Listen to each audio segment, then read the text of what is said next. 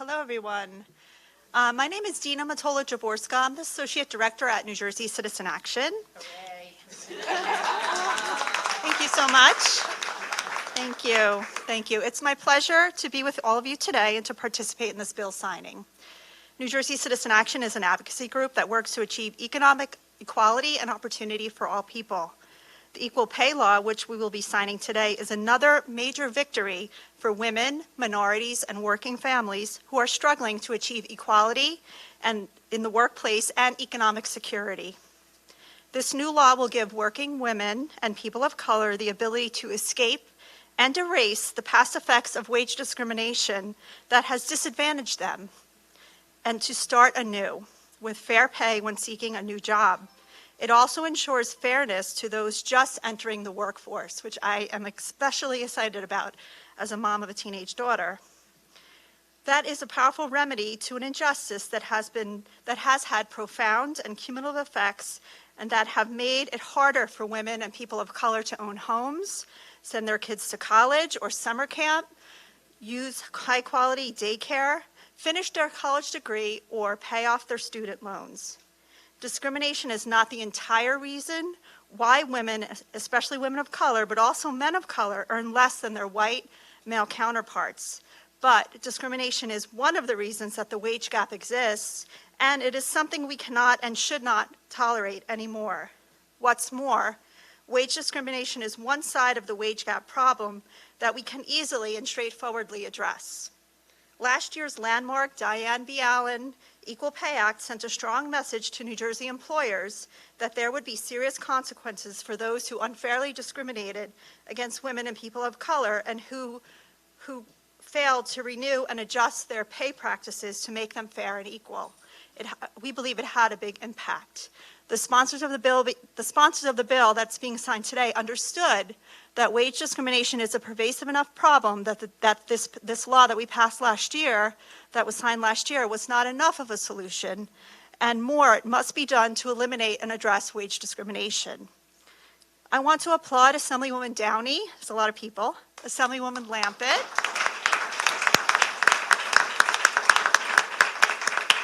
Assemblywoman Timberlake, Assemblyman Scher, Senators Gill, Senator Weinberg, Senator Cunningham, Senator Cunningham, who's not here, and many others, as well as the leaders of our legislature for their unceasing advocacy on behalf of those who face injustice and discrimination in the workplace. The work of these legislators and their leaders has made New Jersey the nation's leader on equal pay. We have the strongest equal pay laws in the country here in New Jersey.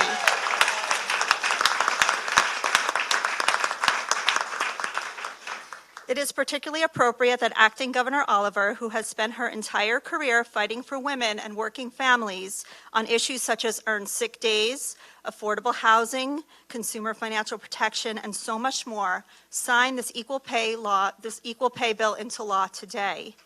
Everyone, please join me in appreciation and thanks to Acting Governor Sheila Oliver for all she does for women and working families who will lead us in this event today. Thank you.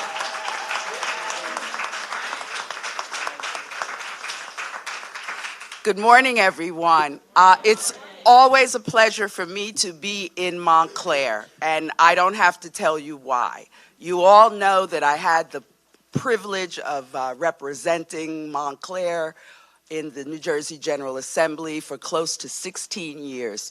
And I want you to know that I did not resign as your Assemblywoman until 1 minute before I got sworn in as the Lieutenant Governor. So I hung in there to the absolutely last minute. There's a smart woman who's used to acting in a male world. Right? She wants to come back to the General Assembly.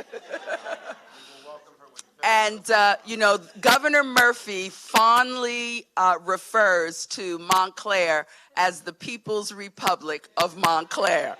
So I love to be in the People's Republic of Montclair today. And, of course, being here with my colleagues, I still call them my colleagues in the state legislature, but Assemblyman Scher and Assemblyman Downey and Assemblywoman Timberlake and Senator Gill, who needs no introduction in the People's Republic of Montclair, and Senator Weinberg, and I told my friends from the League of Women Voters that yesterday we christened the Susan B. Anthony Ferry with New York Waterways, and Loretta and I have been hanging out all week, it seems, together. Assemblywoman Downey, who shepherded this legislation, and of course, Dina representing New Jersey Citizen Action. New Jersey Citizen Action, I think I don't have to tell any of you, has been at the forefront of socioeconomic justice issues going back 40 years, I believe. And before people even knew about social inequity, about wealth gap, about banking practices that were unfair, that lenders who were redlining, it was Citizen Action that took those fights on. And Dina, we're so happy that you and Citizen Action stood with our legislature and our governor to get this done as well. And Marcia, it's good to be with you. We know what Blue Wave does, not just in Montclair, but all over the country. And whenever someone tells me we got to go fight, I tell them, go call up Marcia. So thank you. And to the library director, Peter Coyle, thank you for hosting this for us, along with the trustees. We appreciate you opening up your doors to let us do this here today. And I think Dina pretty much covered everything. You know, for a very long time, as people pursued moving on to a new job, and they went to the interview and they got prepared and they had all the answers right, often the question comes before the interview is over, what did you make at your last job? And the asking of that question is discriminatory in nature, because the person interviewing me, the person who is going to make that personnel decision, will have the ability to create a judgment.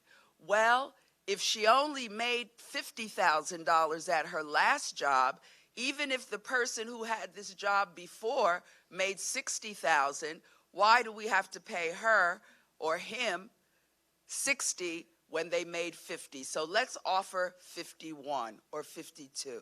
People should be judged on the salary they're going to earn based on their qualifications, their expertise and experience, and their ability to do the job and what they bring to the job.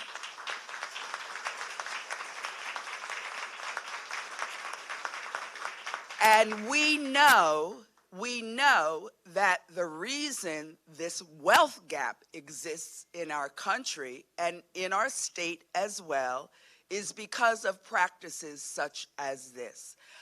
We don't have them represented here today, but there's an organization called the New Jersey Institute for Social Justice. They authored a report which identified the massive wealth gap that exists in the state of New Jersey. I am so pleased that Governor Murphy did not have to be encouraged to support this. He did not have to be coddled or cajoled into standing up to support this bill.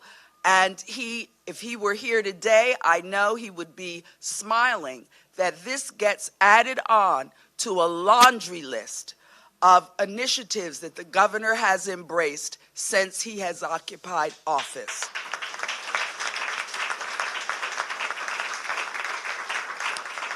I stood with some of these very same legislators the day that the governor was sworn in, because the first bill he signed was the Equal Pay Bill. And we did it at the New Jersey War Memorial, and it fulfilled his commitment to make New Jersey, and you all know what we stand for, a stronger and fairer economy that works for all people in our state. And with that, I'm going to call up the Senator for the People's Republic of Montclair, Senator Nia Gill. And I just want to also acknowledge Brendan Gill, who's no stranger here, but his father's more famous than he is in Montclair, who educated generations of young people in town. But Brendan, we want to thank you for being here today as well. And we thank you. I'm so happy to be here. We want to send our welcome, a real Republic welcome to Assemblyman Hotelling, and he is the Assemblywoman's partner. And we have the former Assemblyman Bill Payne, who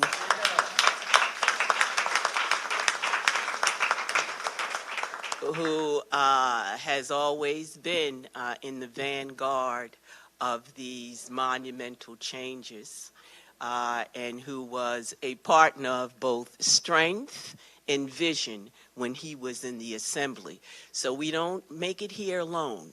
We make it here with people like Assemblyman Bill Payne, and we thank you, and we're indebted to you for it.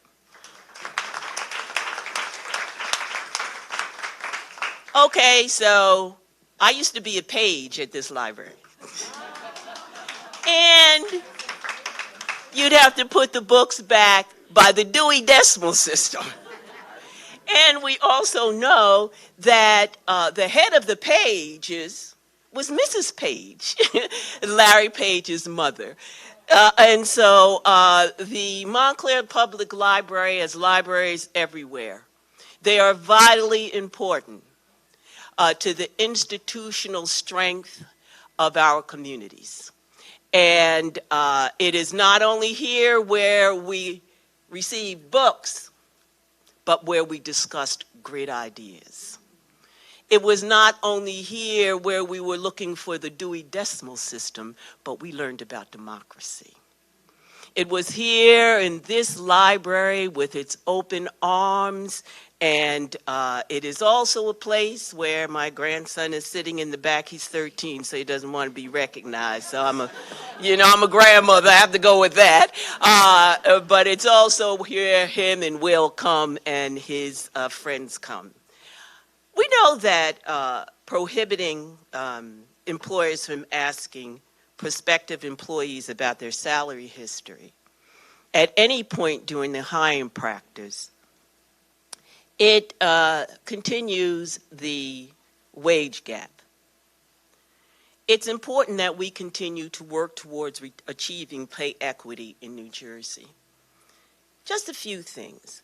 Women in New Jersey make 82 cents for every dollar paid to a man. African American women make 58 cents. Latina women make 43 cents for every dollar paid to a man, their white counterpart.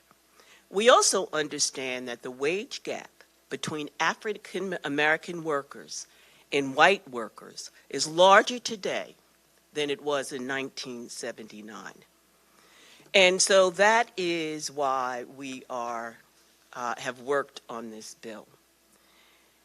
And somebody asked me, why did you work so hard?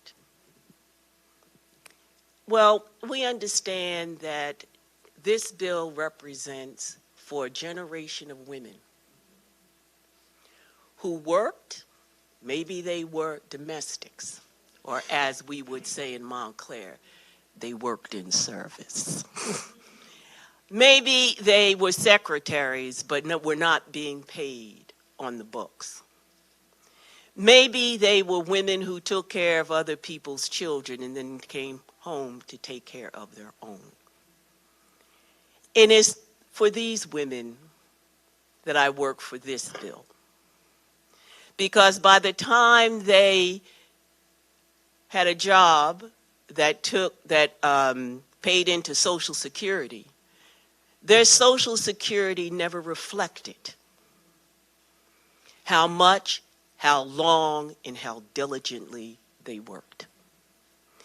And so it is also for them that we pass this bill and sign it today, as well as those in the future. We know that if women are underpaid, it affects us in our retirement. Women who are paid less tend to live in poverty. And when they live in poverty, their children live in poverty. And we also know that they have less in Social Security. So this bill moves generations forward. And we have here today and later Miss Anna Diggs. Ms. Diggs, would you like to stand?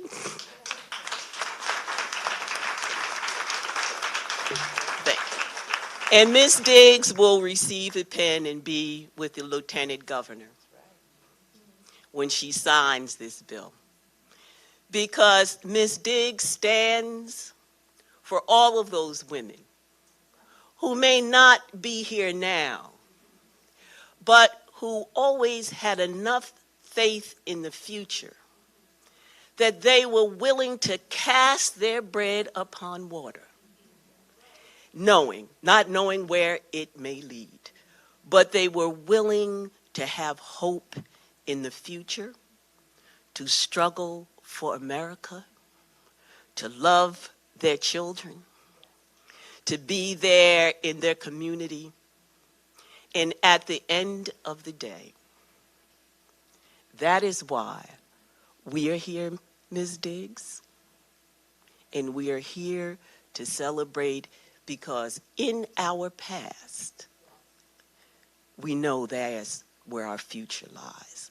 So I am so happy to be a wild senator from the Republic of Montclair.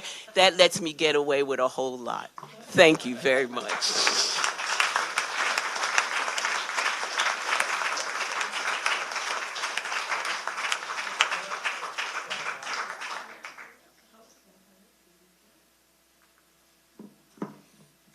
Have to lower the microphone quite a bit. This is Montclair. We're always prepared. They have learned to travel with a step stool so that I can be seen from behind the dais here. First of all, I kid my colleagues from Essex County that you definitely had a height requirement in order to serve in office here. So, first of all, I'd like to also acknowledge Assemblyman Bill Payne. I served in the Assembly with him, and he and I were partners in a few little things that were always tough to get through. So it's great to see you, and it's great to see you still participating. Thank you for your service, and thank you for your continued service here.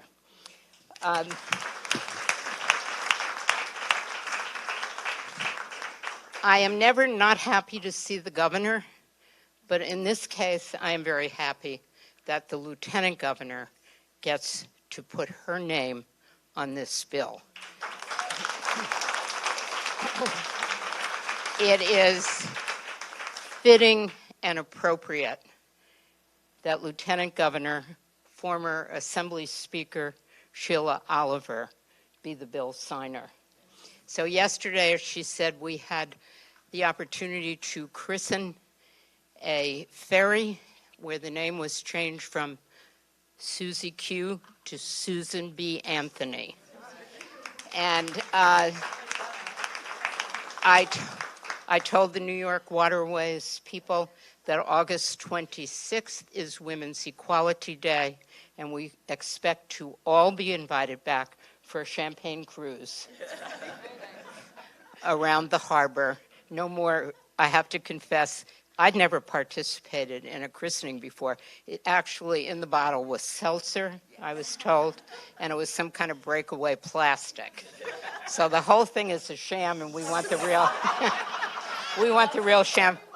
champagne. Having said all that a moment, I was the prime sponsor of the strongest pay equity bill in the United States of America. And not only were we finally able to get the bill through with some negotiations with some of the guys that I served with in both houses, but we had a governor who had a pen ready, willing, and able to sign this quickly. And it was a great moment. And this is another new moment to move that forward in this bill. Nia Gill and I sit next to each other in caucus, and I will say to her grandson, I know a lot more about you than you think I do. And she knows a lot more about my grandson than he thinks she does. So you better all be careful back there, because you got a couple of grandmas watching you at all times.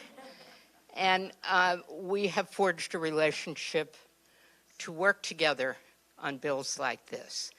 And I know that Nia comes from the People's Republic of Montclair. It's a place that I feel at home for some strange reason. And you have been a source of support to her, and I hope you will continue to do that in her future as we work together on so many more bills like this. She was a pleasure to work with. Joanne was probably the biggest nag in the world. Every week she would call me, when are you getting this passed? When is it going through? And we finally did it, Joanne. So thank you to Citizen Action for always spurring us onward in the right road. And Nia was very eloquent, sharing with you the women we are doing this for. And I'm looking at those two young girls sitting back here, that, you know, it's for your future that we are working here, for you and a lot of other young girls throughout our state. And I hope this is a step forward for all of you. Thank you.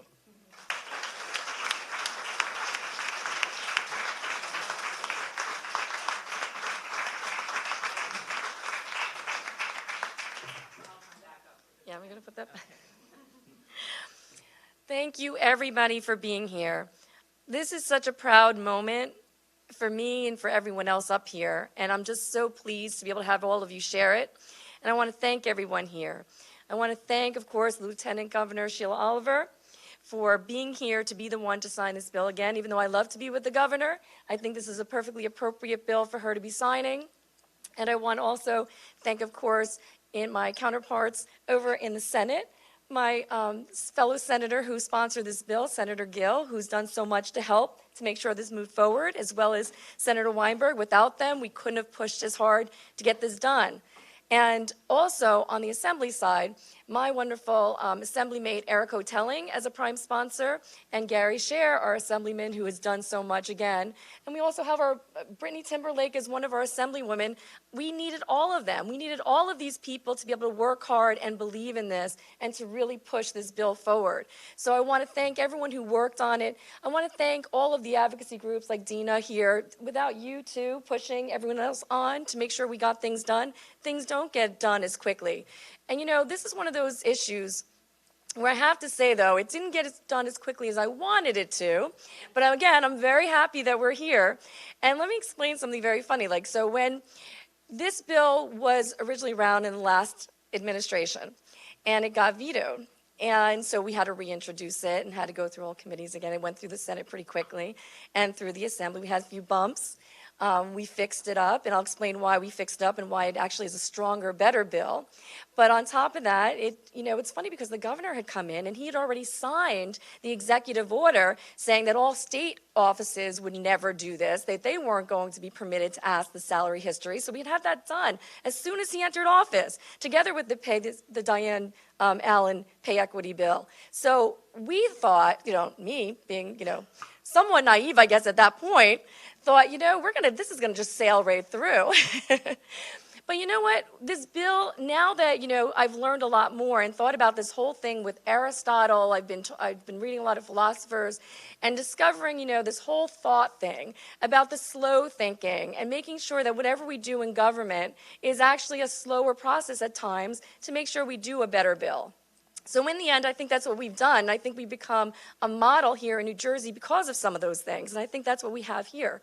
Because this bill, as much as I want to say first, as a mom, this bill makes me so proud because my 9.5-year-old daughter and my 8-year-old daughter, just like these two beautiful young ladies, smart young ladies, will be able to, and all our wonderful children out there will be able to hopefully have pay equity because this is going to be a tool to help them be on a more level playing field when they're starting their negotiations out for even their very first job, right?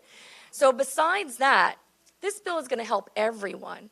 How is it going to help everyone? Well, there are people who've been out of jobs for a long period of time for whatever reason. Maybe you were disabled for some time. Maybe you were watching children, whether you were the man or the woman at home, right? Maybe you were in the military and you were out and you weren't working in a job out there, in the private world. So the bottom line on the private side, we needed something to be able to stop people from asking, what were you making before? So that this way, when their salary was somewhere between 60 and 75,000, but as the senator had said, or everyone, a few people have said here, all of a sudden they know that you were only making 40 or 45, that they're willing to offer you that very low salary of an increase, knowing you're going to accept that $5,000 raise. For you, that's a raise. Not knowing that they had all this other money available for a job that's what it should pay. And here in New Jersey, when we fight so hard for every single dollar and we work so hard, when you're doing a good job, you should be getting paid what you're worth no matter who you are. And that's the bottom line. And I think, again, for women, why this is so important is we are pushing the limits to make sure that we understand that we have to keep telling women all that they're worth, because in the past, that's not the way it was. We've even seen from other states, senators and other assembly people or whatever they call their representatives, speaking out loud throughout the year and a half that I've been working on this, saying, well, men get paid more because they're the heads of the household. And this is in 2019 or 2018. I'm saying, where do you live? There are so many women out there who are heads of their household. But again, that shouldn't matter. That's, again, another moot point. As an attorney, I like to say that's a red herring. Because the thing is, if you work that hard, if you go on to school to become a lawyer, a doctor, or you're, again, in the services, other fields, whatever you do out there, whether you're a hygienist, whether you work in a store, no matter what you do, if you're doing the same job and you've worked really hard, you should be making the same amount of money as your male counterparts. And that's the bottom line, right?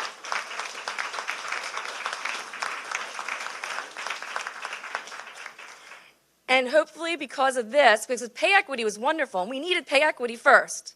But once we got pay equity, this is the tool. Because how are you going to make people do the right thing, right? Well, this is one of those things that kind of makes them do the right thing. Because now they can't ask that question, which is the opening question to leading to that pay inequity. So I want to applaud again everyone here, because this is going to make our history here in New Jersey that much stronger for pay equity. So together with all of our young women, all of our women of all ages, and thank you so much for being here representing, your age group, for all the women from the past who've worked so hard all through their years. We are so proud that we can stand up together as men and women, all of us, of all races, of all nationalities, and say, we are done. Here with this salary history bill, we are making history with salary history. So thank you, and thank you everyone for all your help.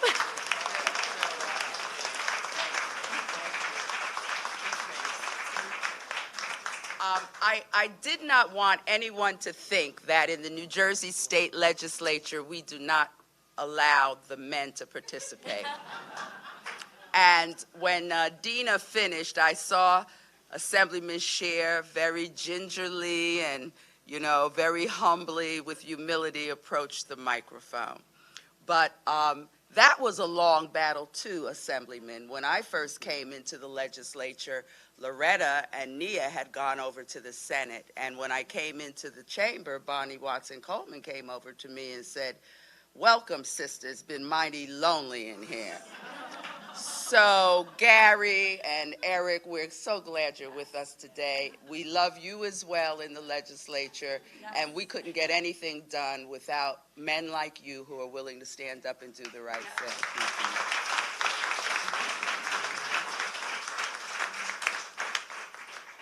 I know, going back to my hometown of Passaic after this morning's news conference, that my chief of staff is going to say to me, so what was it like, Gary? Following the lieutenant governor, who I've had the privilege to serve with in the assembly and is known far and wide for everything and so many things that she's done on so many levels, that I spoke after Senator Gill, who for me is, I don't know how many different ways to say amazing.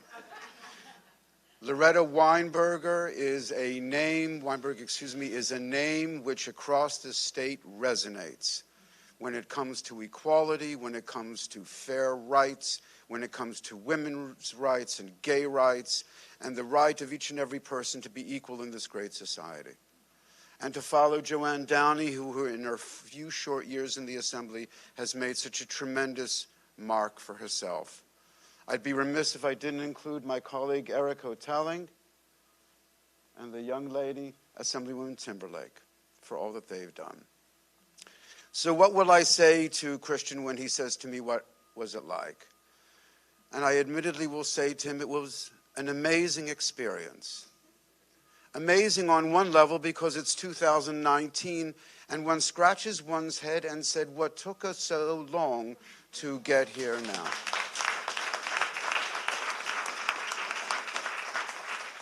And as we lament that which took so long, we also celebrate and praise, because indeed the time has come. Indeed the time has come in this great town, in this great county, in this great state, and in this entire great nation, no matter who you are, what color you are, where you were born, what language you speak, that we are all on the same level.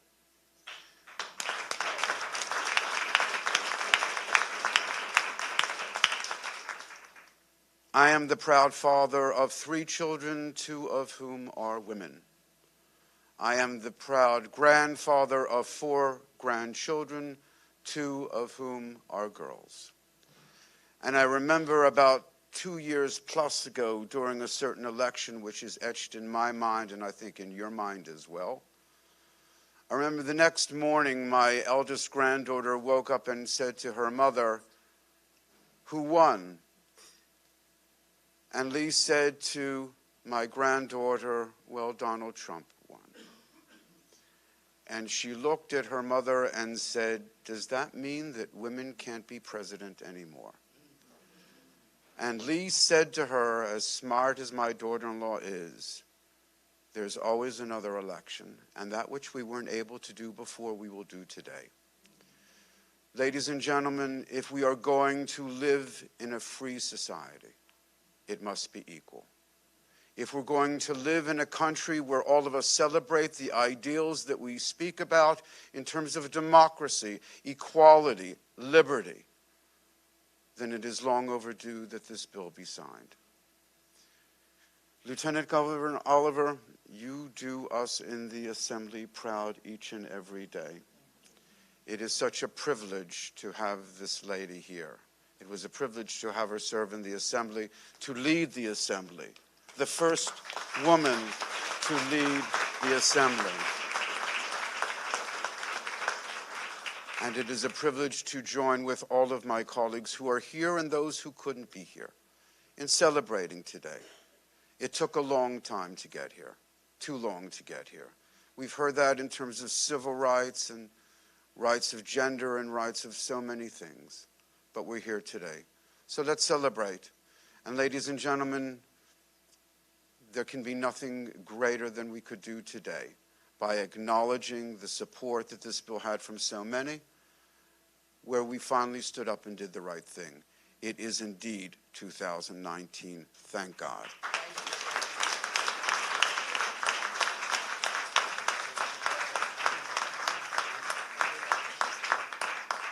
Eric? Oh, you're good? All right. He got Monmouth County shy on us. Assemblywoman Timberlake. I think it's time to get to the point in time in which we're all assembled, and that is to get this bill signed. And I just want to say congratulations to all of those who have worked so hard. As the granddaughter of a woman who was a sharecropper early years on and then a baby nurse later on in life, this means something that some of you can imagine.